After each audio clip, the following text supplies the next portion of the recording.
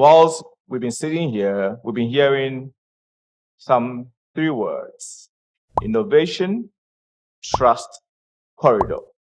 And I know people are wondering, what's all this thing about? Why are we mentioning innovation, trust, corridor? What has it got to do with what we are doing here?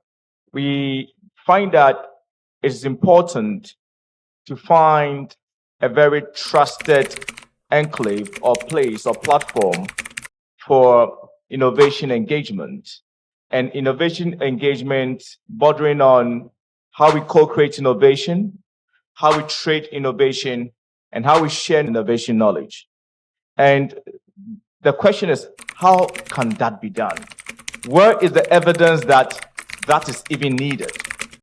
So to be able to put together an evidence to let us understand what the innovation ecosystem looks like, what the innovation market looks like, whether it exists or does not exist, who the key value chain actors are, challenges that are being faced by the innovators and entrepreneurs and researchers in academia.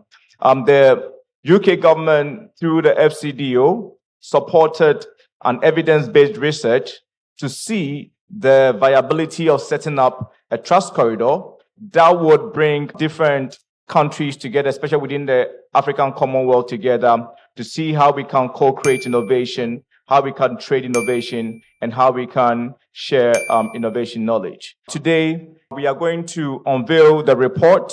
And after the unveiling, during the course of the program, myself and one other professor who worked on the report will come on stage to take you through what is inside the report and how we went about gathering the evidence. So on this note, I would like to invite to the stage the dignitaries that are seated: Professor Apiedu, Richard Sandal, Professor Magbagon Luri, Seifa Sejay, Mr. Chuma Kwabwa, Professor Marion Quain, and reps from RISA to come on stage as we try and unveil the Trust Corridor report. Thank you very much. One expression that I've been living with for so many years is evidence-based research. My first stint at the Office of the President from 2002 to 2009, we used to do a lot of monitoring and evaluation of government policies and programs and projects. And somewhere along the line, the expression evidence-based research surfaced. Then I went into academia for a while. The expression was still there. I'm back at the Office of the President now, and evidence-based research still remains very powerful. I do a bit of work at the Africa level with Twende Mbele, which is linked to the University of Witwatersrand in South Africa. And in all the work that we do, evidence-based research remains potent. So here we are. Research has been undertaken. I know that this Trust Corridor business we've been talking about, there's something we've done with Singapore. And a couple of days ago, Excellency, the Vice President was at Bank of Ghana to launch the project so that small and medium-sized enterprises can benefit from the evidence-based research findings that small and medium-sized enterprises can tap into in terms of work that we're doing with Singapore, and it will be moved on to other African countries because Rwanda has been selected, Kenya has also been selected, and so on and so forth. So we start with that, we move to Africa, and probably we can add other countries such as Malaysia and Australia. That is in the pipeline. So this time around, the focus is on Africa.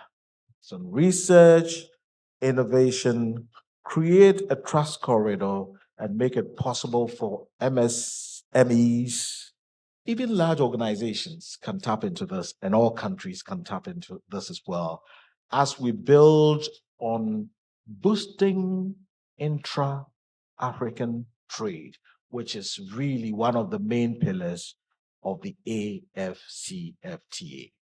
So at this point, one would say that it's always great to collaborate, but what do we base collaboration on? It should be based on evidence. And that's the reason we are here. And so we are hoping that the findings of this work would go a long way to help us to build the Africa we want. So at this juncture, it is my singular honor to declare this study undertaken by the Foreign Commonwealth and Development Office in collaboration with Heritage Lab, the stairs, titled A Trajectory Discovery of Ghana's Innovation Markets and Value Chain Map, IMVCM, for Sustainable Innovation Commercialization, duly launched.